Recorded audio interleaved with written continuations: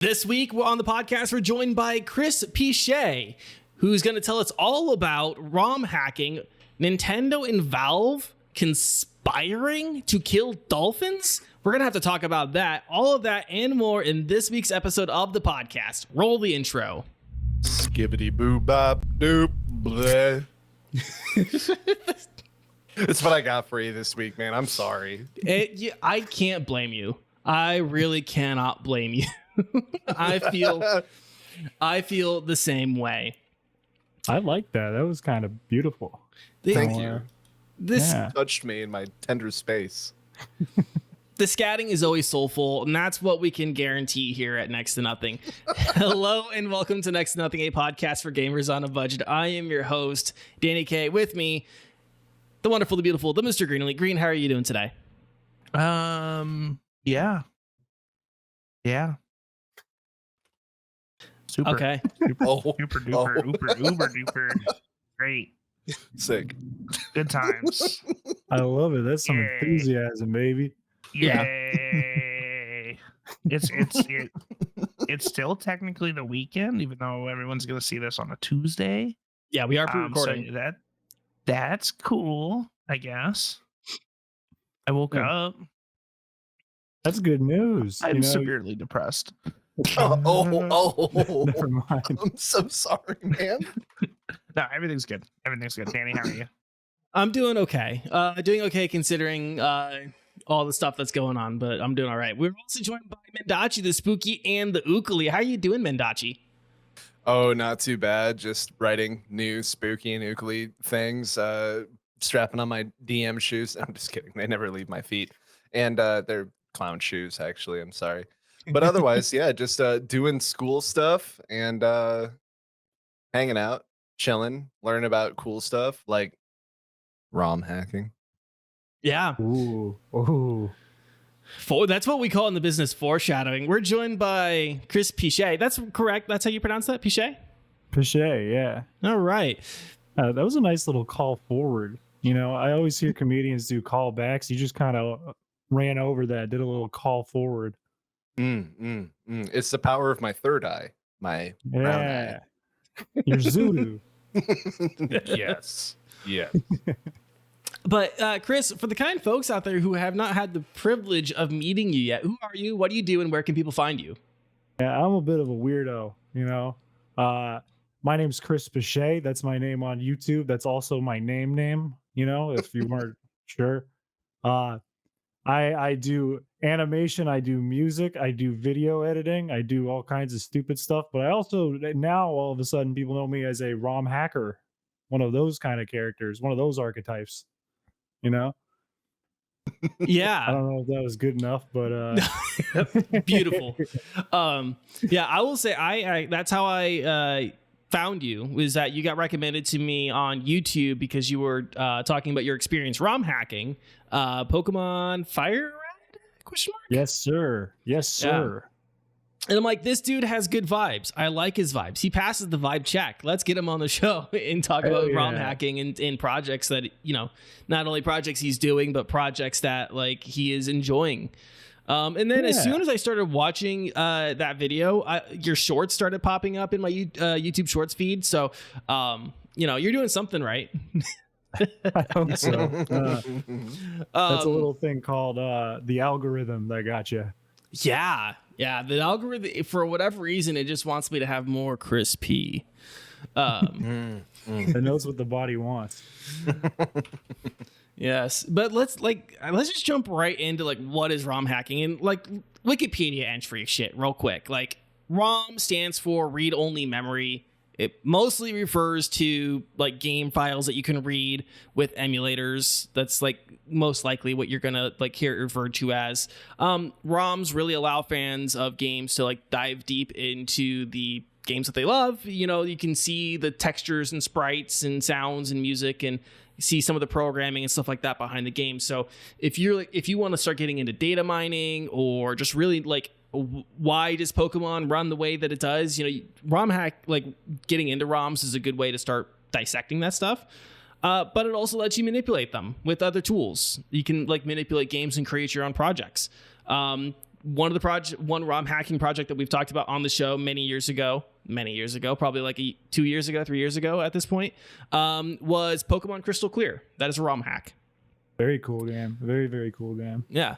So that's kind of like your Wikipedia entry to ROM hacking. Let's talk with Chris here about like ROM hacking in his experience and some of the projects that he's been working on. So yeah, what like just starting out, like what is your current ROM hacking project and what makes it different from other projects?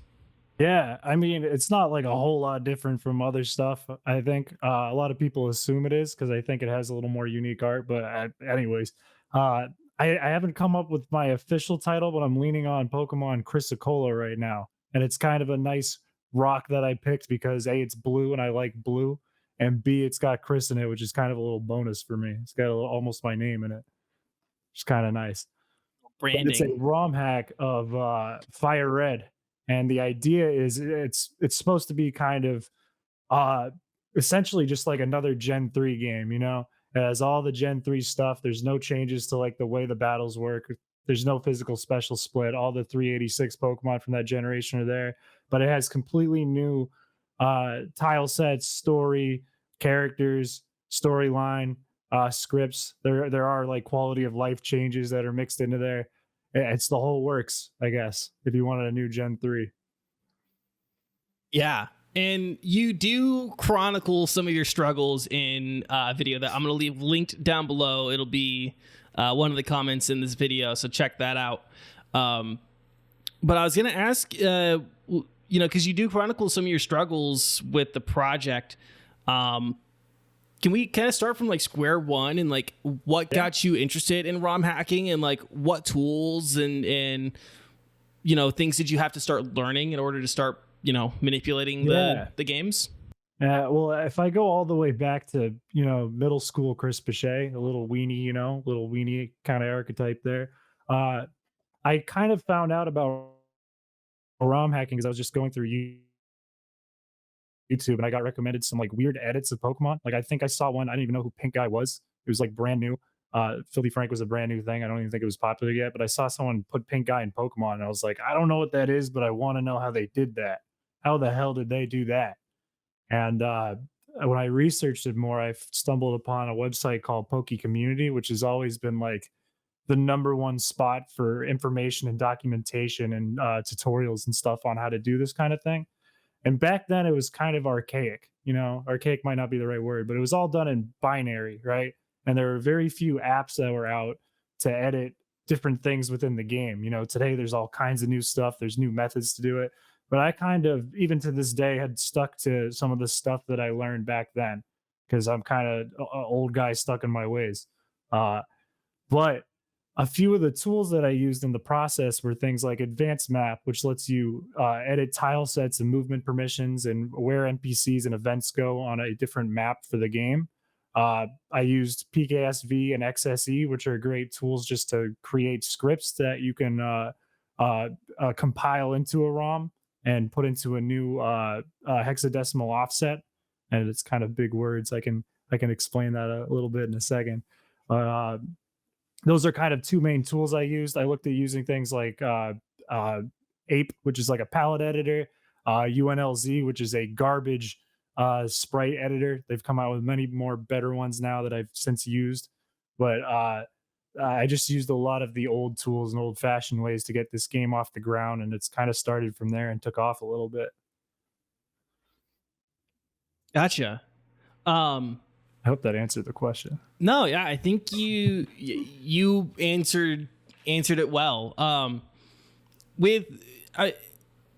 One thing I was kind of curious about, because I think ROM hacking might be for some people kind of an entry into game design.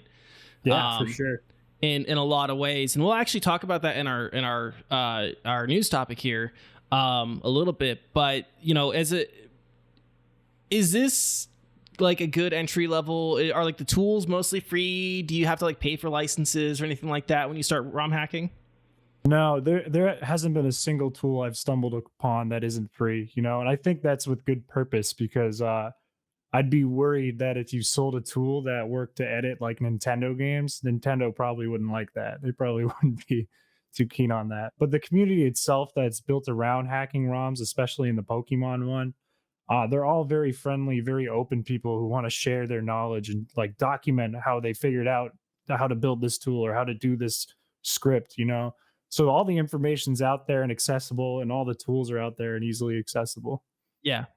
Yeah. Um, so kind of going back a little bit, you know, you're talking about you being, you know, being a young kid and starting this project out. What are some pitfalls or traps that anyone who's starting ROM hacking or getting interested in ROM hacking should avoid? If you're gonna do ROM hacking kind of the way I've done it and stick to some of the old tools, which might make sense for some people, there's way more documentation on that. It's way more saturated. So it's going to be a lot easier to find information about the old way to do it. Always make sure you're using a tool called FSF, which is called Free Space Finder. Because the way it works when you want to put a new code into a hexadecimal based ROM, it's all kind of stacked up in order, and you can jump to different offsets to trigger different events.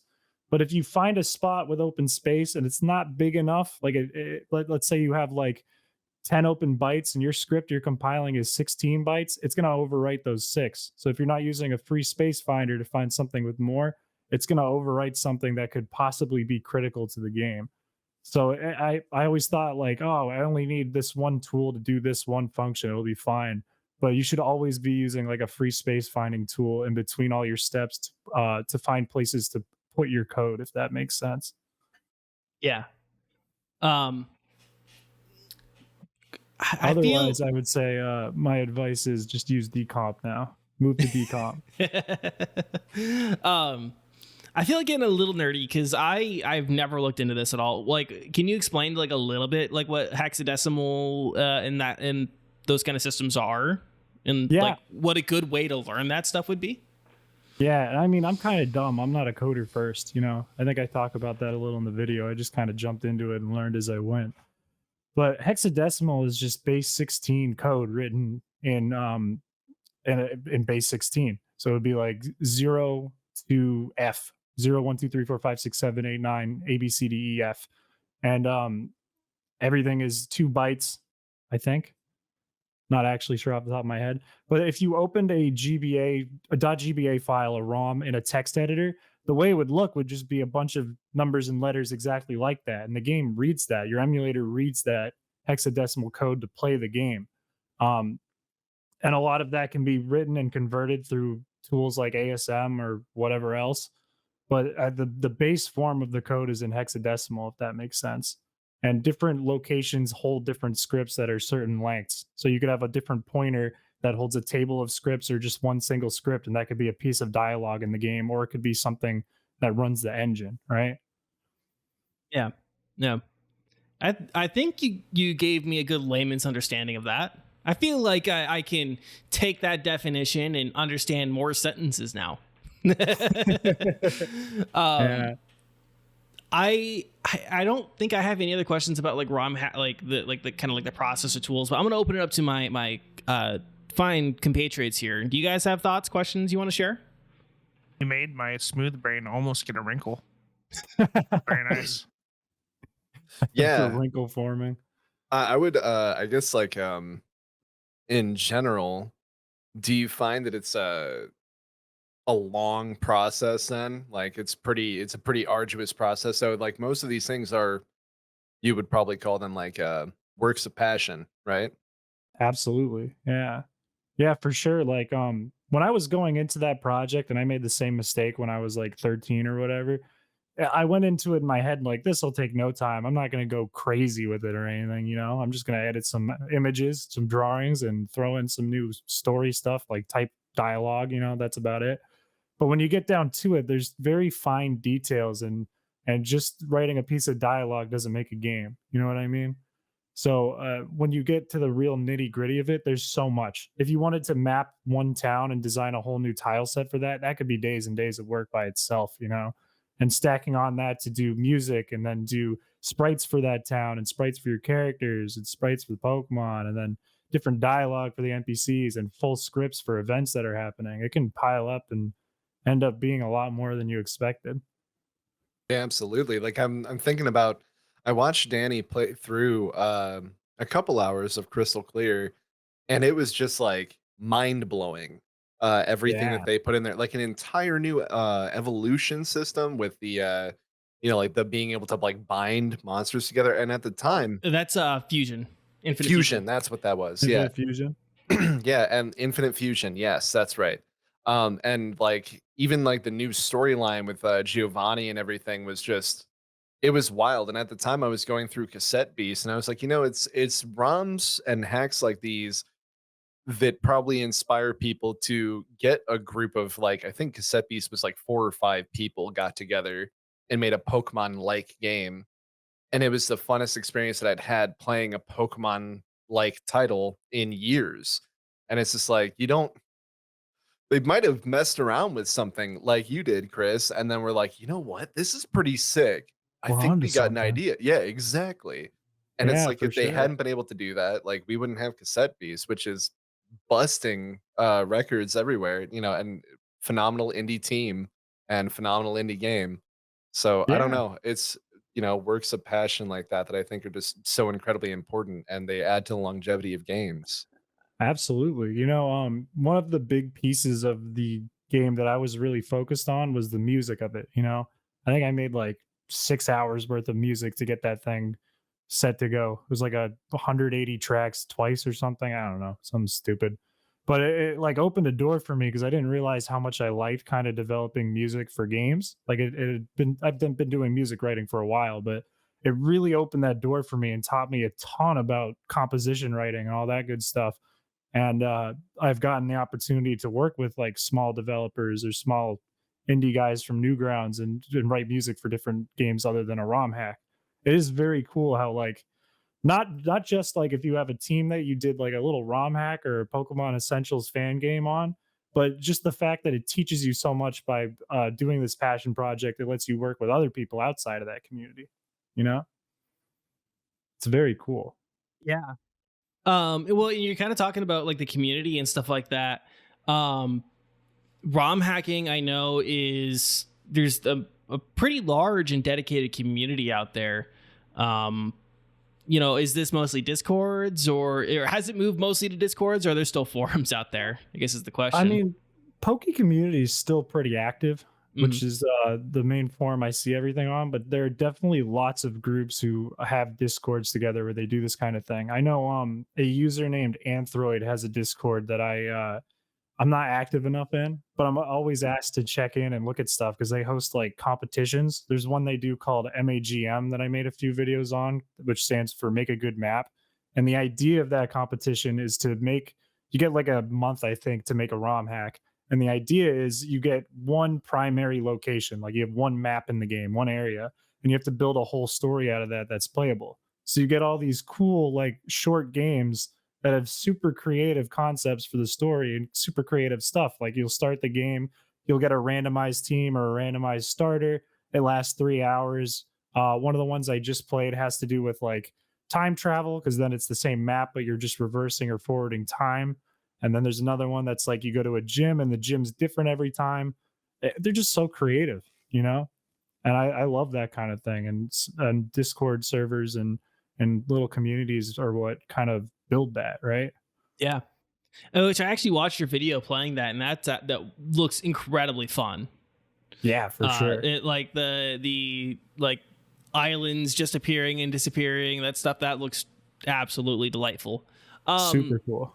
That kind of brings me to like the last thing I wanted to ask about with this conversation was just like, what's your favorite ROM hack project for any game or franchise? I know we talk a lot about Pokemon. I think Pokemon is probably the largest ROM hacking community, but I know that Yeah. there's ROM hacks for Mario and Zelda and all sorts of other properties. So I'll just kind of Man, open that up to you. that's a really hard question. There's so many cool ones. I'm a big fan of like more low key hacks that are like have you ever watched like Small Ant Yeah. on YouTube? Hmm. Yeah, I love the kind of content like that. And I think the one of the closest or two of the closest people that he works with are at sign and God, who's the other hacker for Super Mario? I can't remember his name off the top of my head, but it's more like challenge hacks, right? It's like the vanilla game, but there's just one thing that's tweaked that makes it infinitely harder. That's creative, right? Like one hack I put together was Pokemon, but you're frozen the entire time. You can't thaw. You have to beat the game frozen.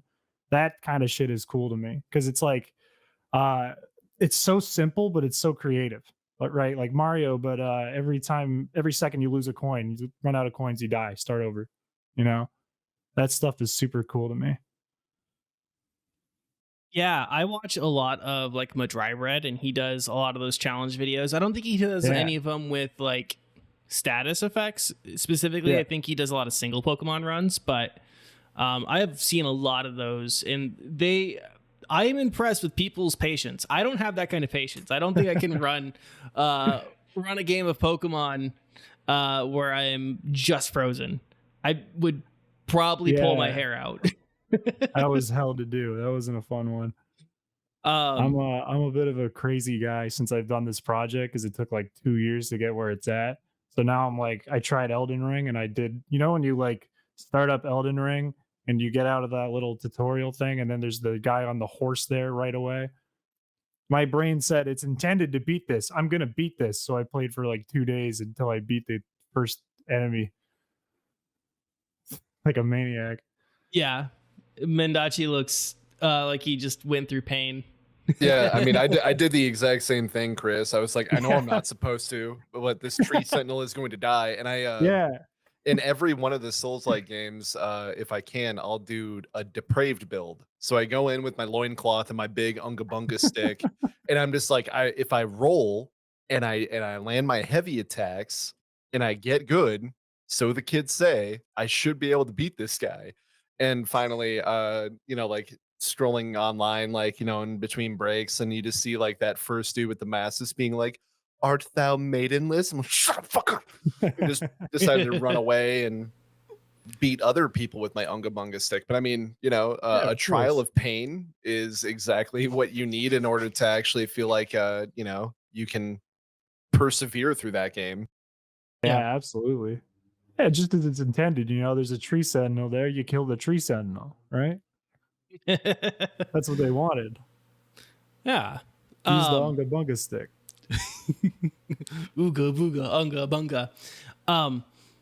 Yeah, so any other like projects that you want to mention? I know I can give like a suggestion for like if someone wanted to try out a new game or a new ROM hack. I know I have at least one suggestion, but do you have any suggestions for people to check something out at? Throw me your suggestion. I want to hear what you're thinking. Crystal Clear. That was going to be between. It would have been a toss up. I don't know if technically Infinite Infusion is a ROM hack. That one's a fan game. I think it's built out of either Essentials or the newer model they have out of RPG Maker. I don't remember what it's called. Yeah. But yeah, no, definitely Crystal Clear. I love what that team did with Crystal Clear, or with Crystal, turning it into an open world. Yeah. Expanding the selection of starters, and just, I don't know, I thought that was fantastic the way they did that. For sure. Yeah. I'd throw like Polished Crystal in there too. It's just like a revamped version of Crystal that's a little more Johto-esque and a little harder. So it's not kind of like a you fight Morty and he's got 3 Ghastlies, not that kind of thing. Yeah. I'd throw that in there. I'd throw UP Randomizer, the tool, if you want to do randomized shit, and I'd throw MAGM in there because I love MAGM. Yeah. Mendacii or Green, do you guys have any ROM hacks that you've played or would like to recommend? And I wouldn't say ROM hacks. I mean, I've played plenty of ROMs before. Just playing. I think right now I'm playing Soul Silver on ROM on my Android. I'd love to get into like more of like other Pokemon ROM hacks and stuff like that. But I have a pretty big I wouldn't say a pretty big game list, but I've been busy, so For sure. I want to throw out SRB too as well, I think I did a video on that one too, but it's this crazy edit of Doom that became Sonic that became Mario Kart somehow, but it's Sonic Kart. And you could edit yourself into it if you want, or edit any character or map you want into it.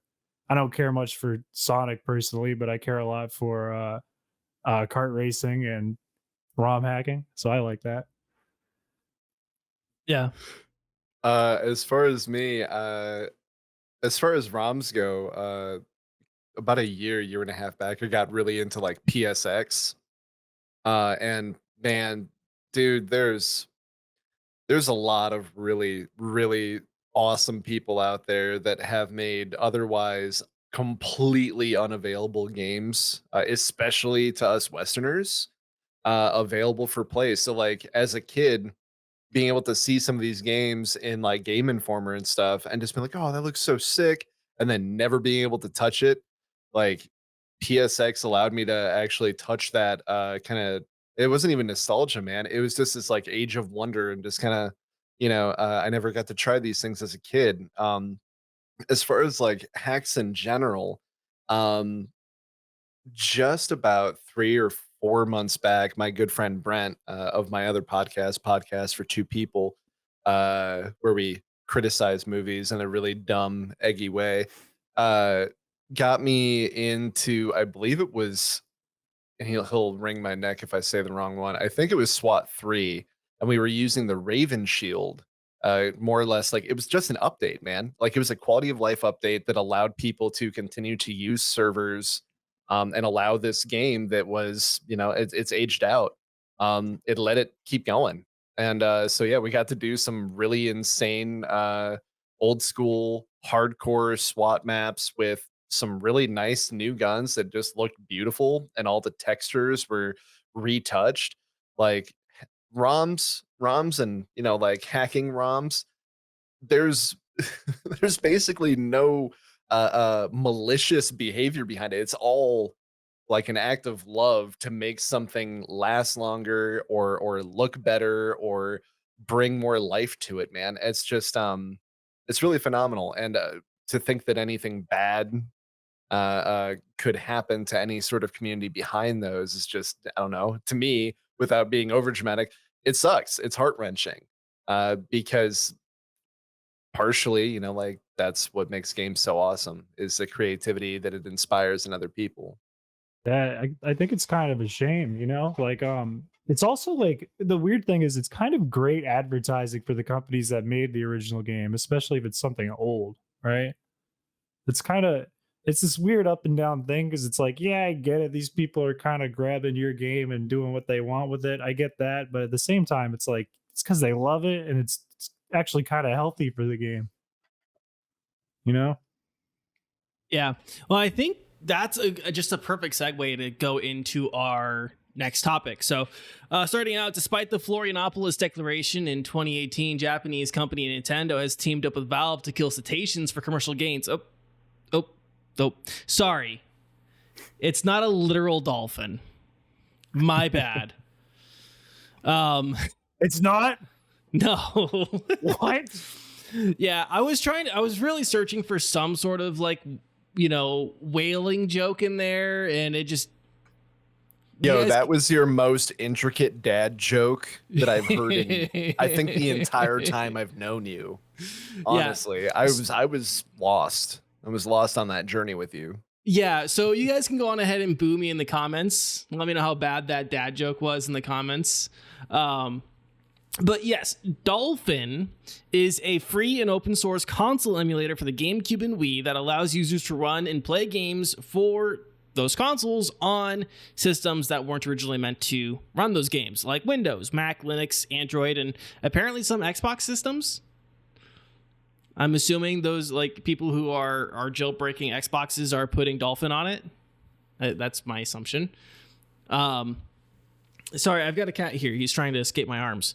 But yes, it's been around in some form for about 20 years. They actually started in 2003. And it really wears the crown as the first emulator to be able to run commercially available games for the GameCube. Anyone familiar with emulating those systems has surely heard of Dolphin. I know I have heard of Dolphin before the story. Are you guys kind of familiar with it? Chris, you're nodding your head. Yeah, I've used Dolphin. Yeah.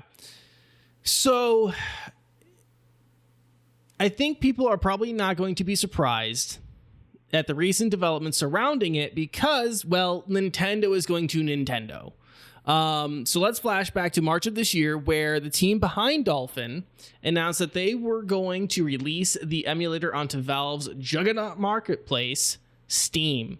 And at the end of May, it was announced that the release of the software onto the platform was being blocked, and the Dolphin team released a statement. Quote, "It is with much disappointment that we have to announce that Dolphin on Steam release has been indefinitely postponed. We were notified by Valve that Nintendo has issued a cease and desist, citing the DMCA against Dolphin's Steam page, and have removed Dolphin from Steam until the matter is settled. We are currently investigating our options, and we will have more in-depth response in the near future. We appreciate your patience in the meantime." Now, it is worth mentioning that Dolphin does not come with any copies of games, nor is it the only emulator that exists on the platform. In fact, RetroArch also exists on Steam and the Google Play Store. So, you know, it's a little weird that they were going after Dolphin and not RetroArch. And while we don't really want to get into the legalities, mostly because I'm not a lawyer, I just know enough to keep myself out of trouble. There were some interesting takes on the matter. According to Kellen Voyer, an intellectual property and technology lawyer, they said to PC Gamer, quote, "Here, there is no allegation that Valve is currently hosting anything that infringes Nintendo's copyright or more broadly violates the DMCA. Rather, Nintendo is sending a clear notice to Valve that it considers Dolphin to violate the DMCA, and should it be released on Steam, Nintendo will likely take further action." In terms of what could potentially be considered the infringing material, Twitter user and data miner at Luigi Blood said that Dolphin Emulator operates by incorporating cryptographic keys without Nintendo's authorization and decrypting the ROMs at or immediately before runtime. And they later confirmed that the Wii common key is in the emulator's source code. But that was 2 weeks ago. All that information came out, and last weekend, the situation got a little bit more interesting. Casey Atchison Boyle, a Valve spokesperson, said that they were the ones who told Nintendo about the emulator coming to their platform. It wasn't Nintendo reaching out. Valve reached out to Nintendo. They said, quote, "Given Nintendo's history of taking action against some emulators, we brought this to their attention proactively after the Dolphin team announced it was soon coming to Steam."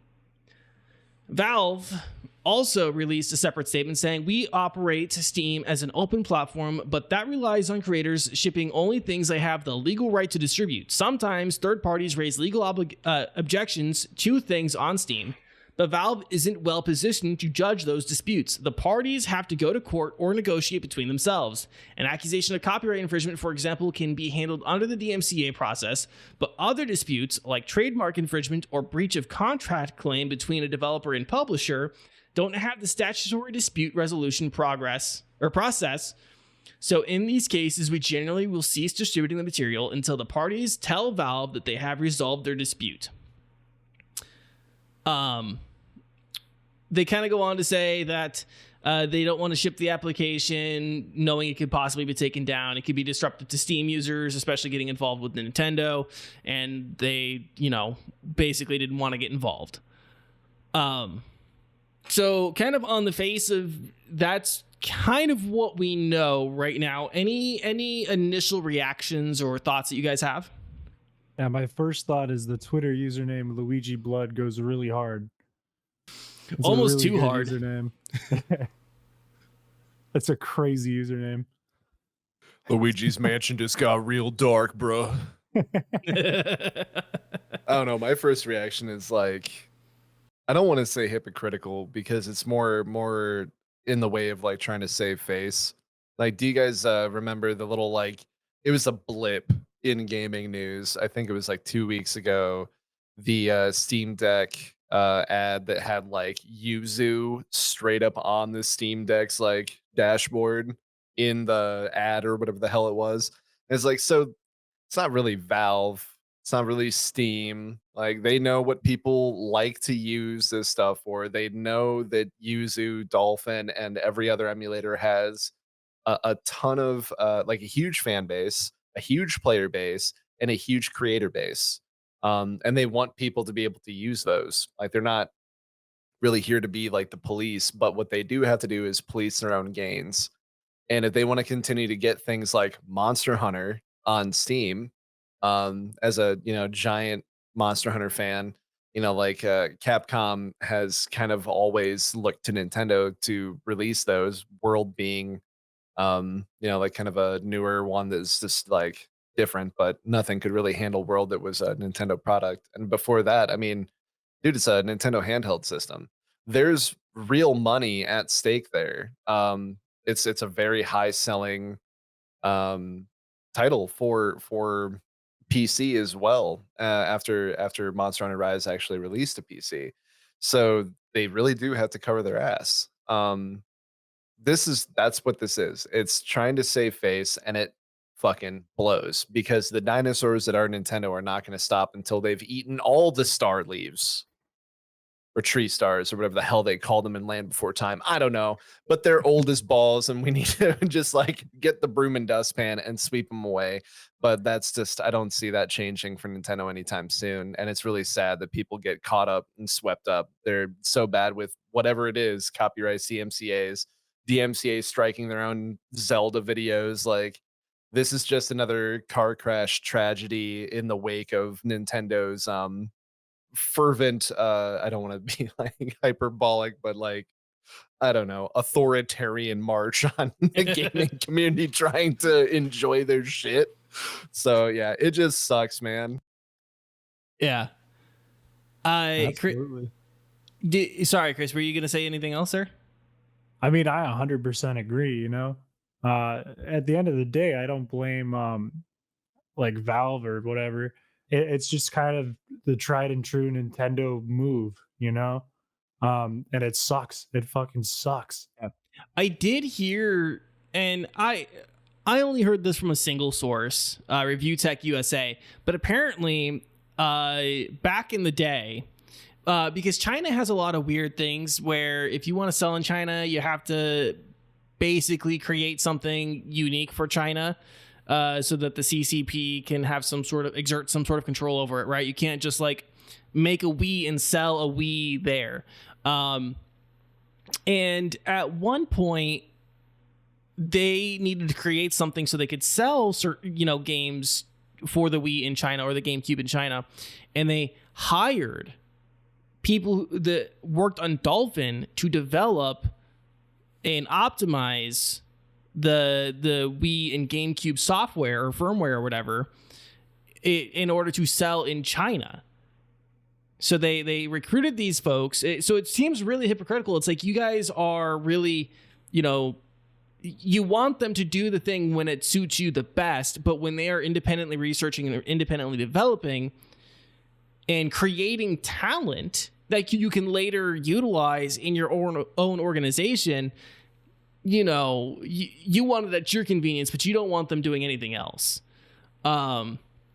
which is just wild to me. Like the lack of self-awareness in that aspect. Last time I heard people were getting paid to do that, guy went to jail and now owes Nintendo money for the rest of his life. Yeah, that was that Doug Bowser. Is that his first name?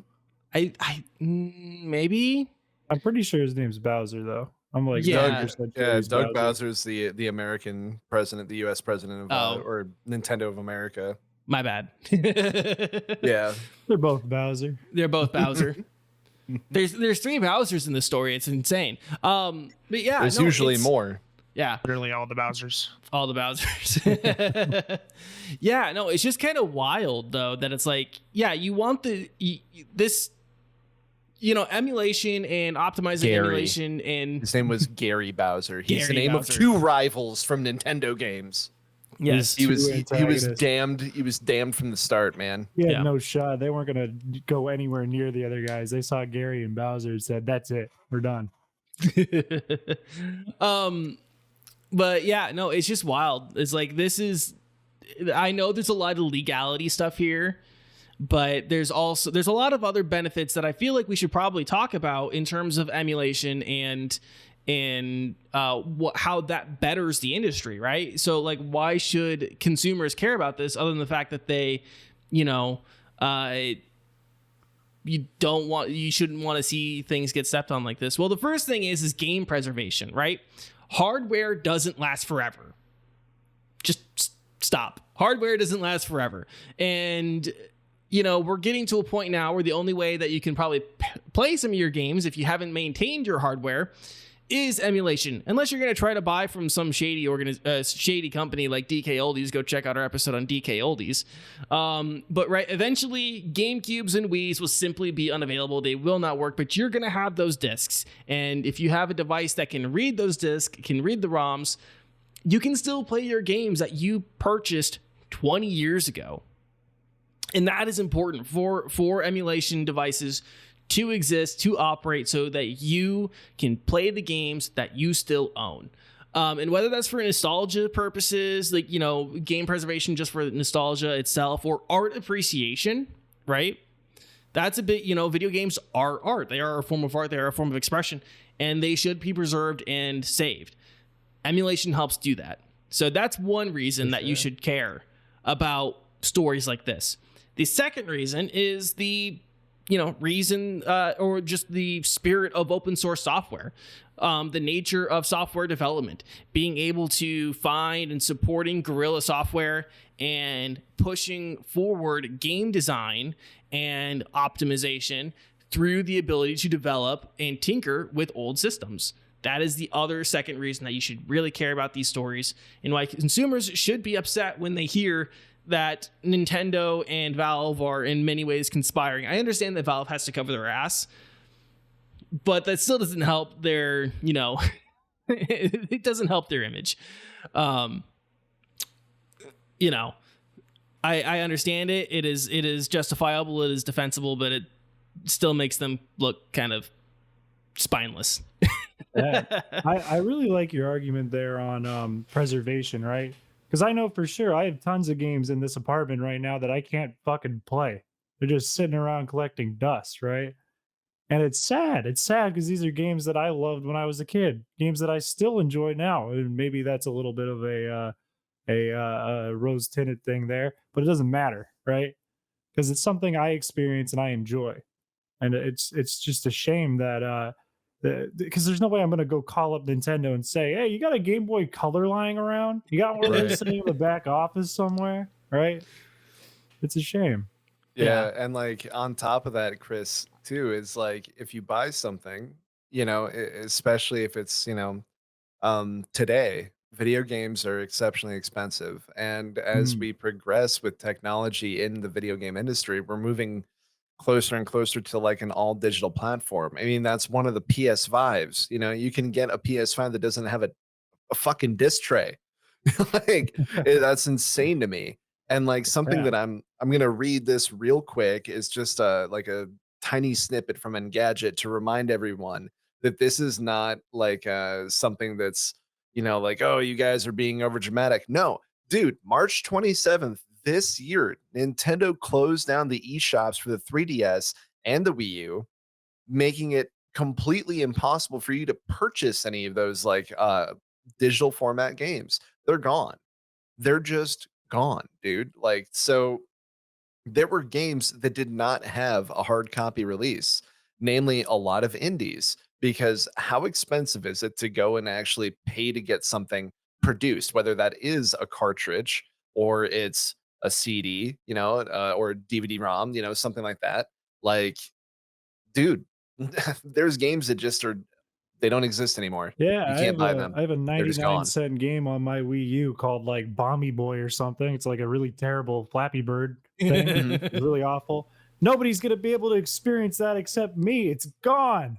It Who's doesn't gonna play exist. Bomby Boy? It doesn't exist. And it's like there's Bombi Boys, there's tons and tons of Bombi Boys that are just gone, which is like that's whatever. true, though. But like, someone made that. Like Danny said, it's art.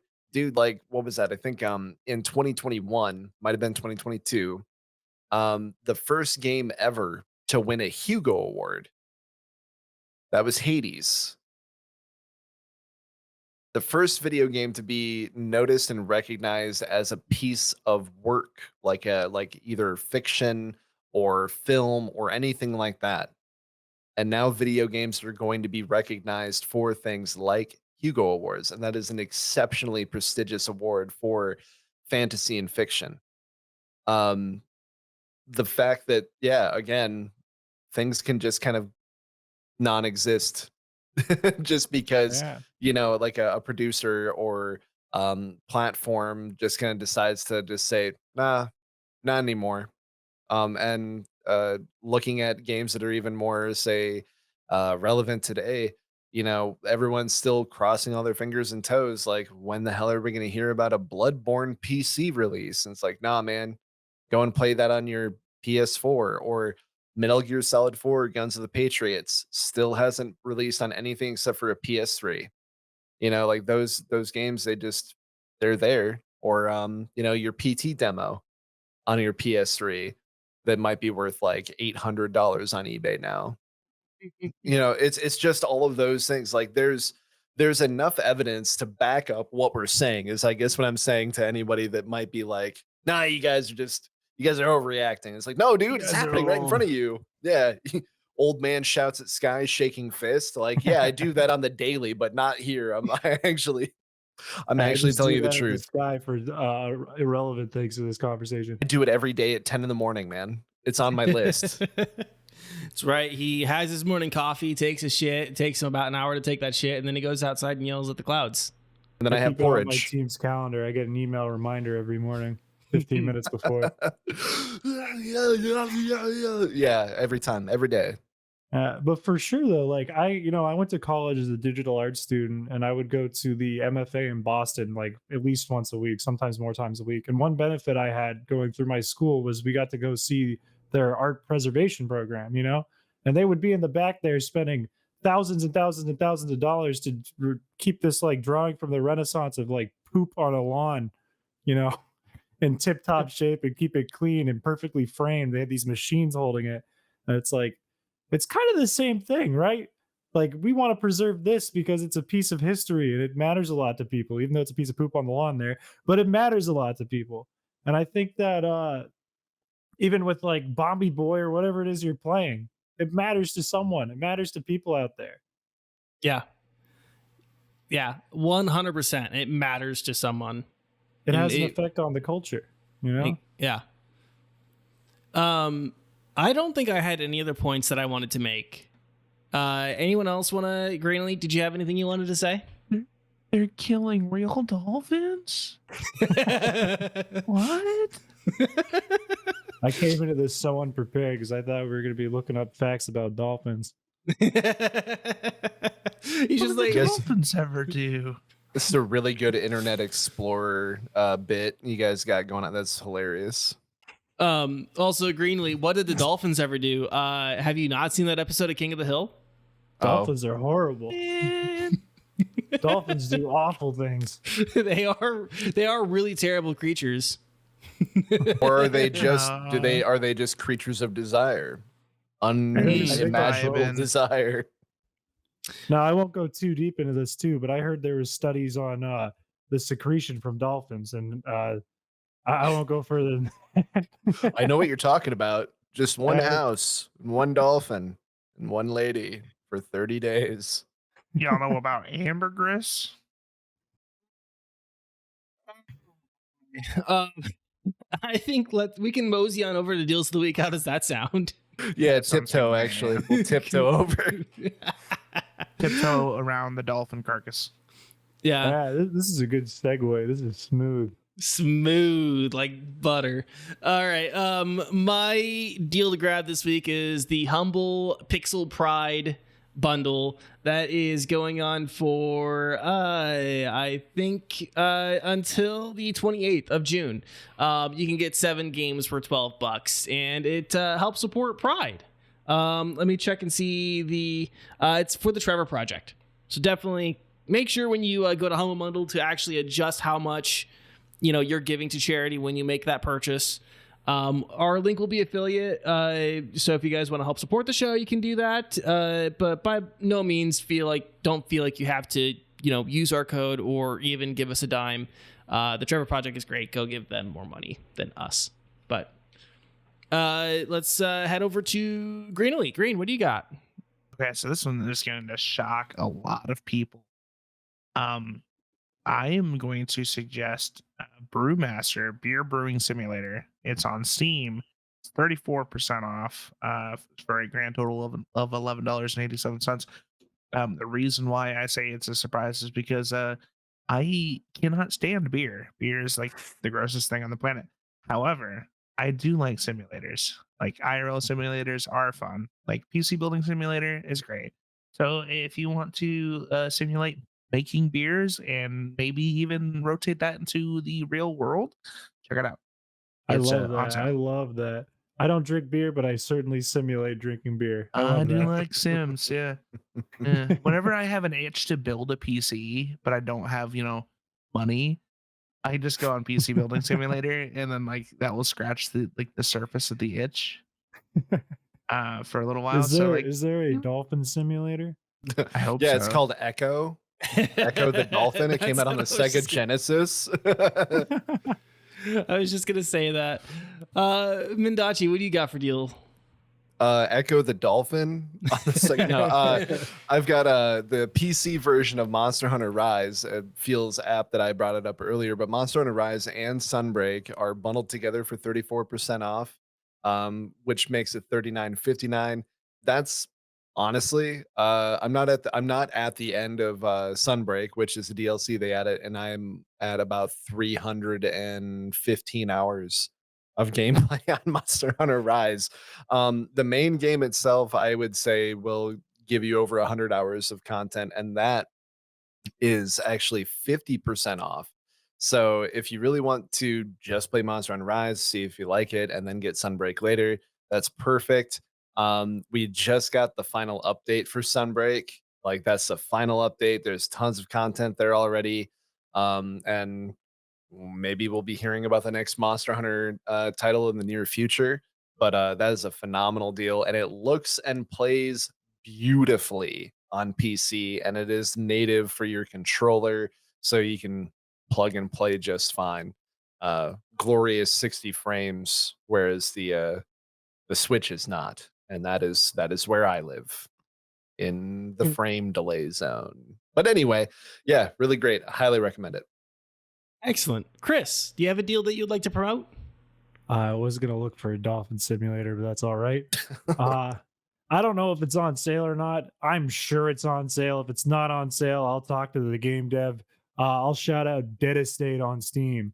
Go play Dead Estate. It's made by wonderful friends of mine, the Milk Bar lads from Newgrounds. Very fun game, and if you get the secret ending, you can find me there in the credits, and it says special no thanks, which makes it really great. Yeah, it's only $14.99. They do have a free demo, and you can even buy the original soundtrack, and it sounds really awesome. And 3 of our friends actually already own this game, including Indy. So yeah, looks pretty sick to me, man. Yeah, and if you need a really special deal, I'll harass Jack, the game dev. I'll tell him you need it. Actually, I won't do that. I take that back. Leave that in. Oh man, yeah. There's also 4 expansions that are all free that they've released. They have 2 more coming, which one is labeled as summer 2023, and then there's one that might still come out this summer as well. So there's a ton here, and it is a roguelike kind of isometric shooter game, and it looks phenomenal. Yeah, it's very fun, very well animated. The music was fantastic in that one, and I've seen Jack working on the code many days, and it looked like gibberish to me in there. So I'm sure it's good. I'm sure it's well coded. If you want Chris to go harass Jack, drop a comment down below here on YouTube. I'm sure he would appreciate that. Make sure you tag him too. We'll have Chris's link in the description of the episode, so you can tag him in the YouTube comments. And I want to see a bunch of tags in there.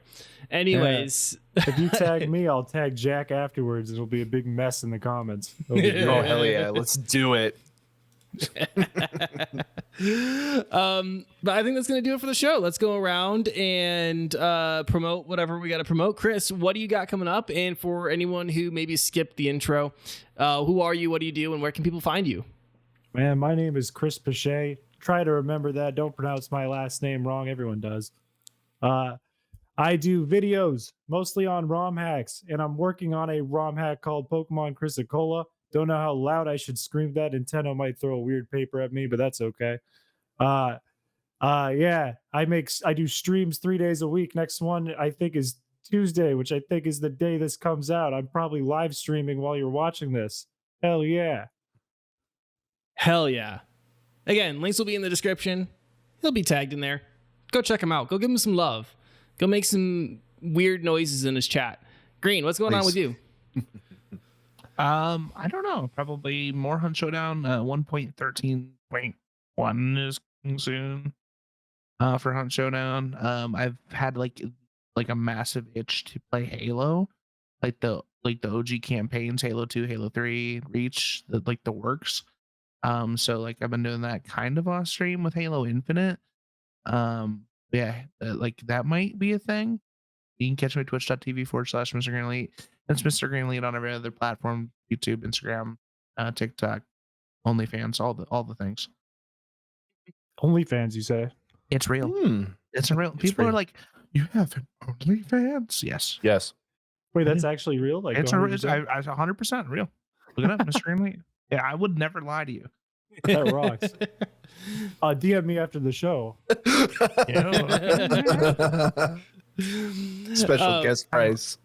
Unbuttoning the shirt right now. I don't know if you saw me take my jacket off already. Oh, we all saw, Chris. We all saw. Mendacii, what's coming up with you? Well, I was going to check out the Stray Souls demo from Jukai Studio, but it turns out the director and owner of Jukai Studio is a giant piece of shit. So I will never check out anything for Stray Souls in the future.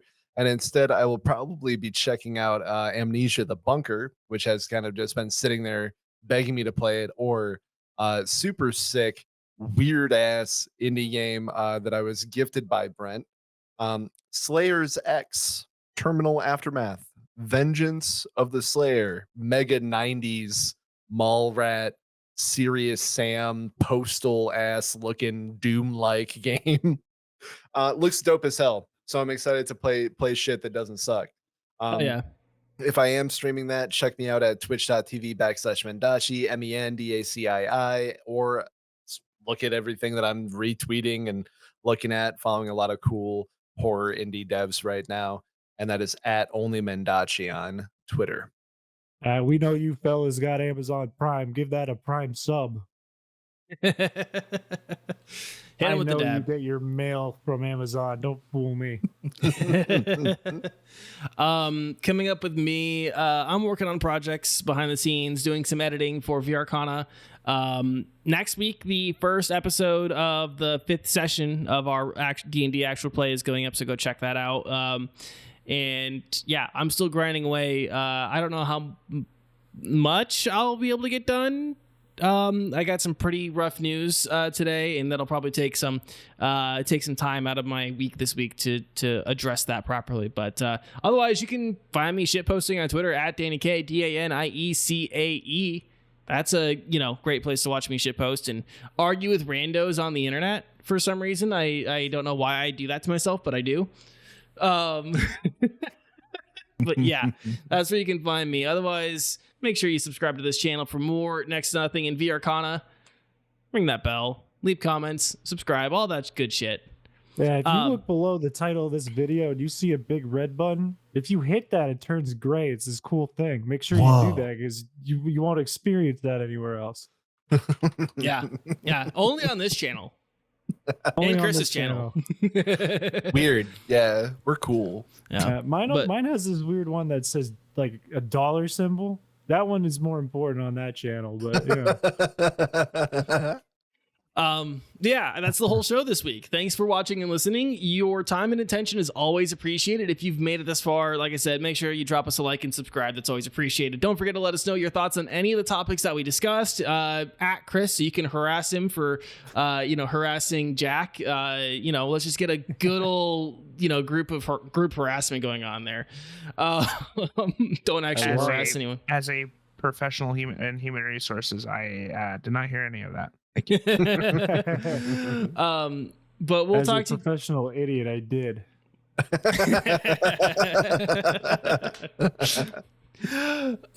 Real quick, just so you guys know, the next couple episodes are going to mostly be gaming news because we had all sorts of announcements. So if you're looking for our opinions on the Microsoft Showcase and future games, all that stuff, we're splitting it up into 2 episodes. That'll be next week and the week after. We have some really special guests coming up for that stuff. But like I said, that's the whole show this week. Until next week, stay safe, stay healthy, keep fighting the good fights. Fuck Nick Merck, and we'll see you guys again next week. Goodbye. Peace.